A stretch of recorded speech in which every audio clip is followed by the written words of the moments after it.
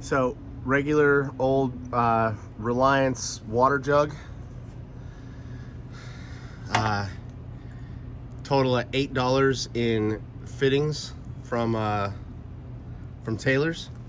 This valve right here, I happen to just have a spare one, so it's just like so, right? It's got little ribs inside. Hopefully you can see that.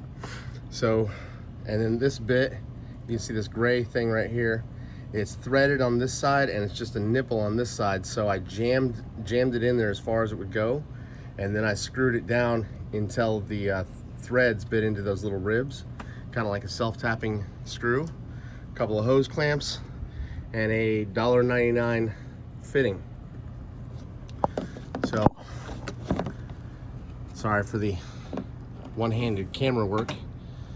So, open the valve and picture that on the roof rack, right? Got the tent airing out, but then open the hose and gravity fed water. See, the water jug was $18.90 when I bought it. Another $8 in fittings. So I think it turned out pretty awesome.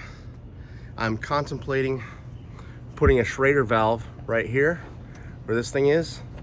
Actually, you know what? I should probably take that out anyway. Putting a Schrader valve in right there and using like a bike pump to pressurize it. But even with just the gravity, I mean, that's some pretty good friggin', water pressure out of that thing. But anyway, that's it.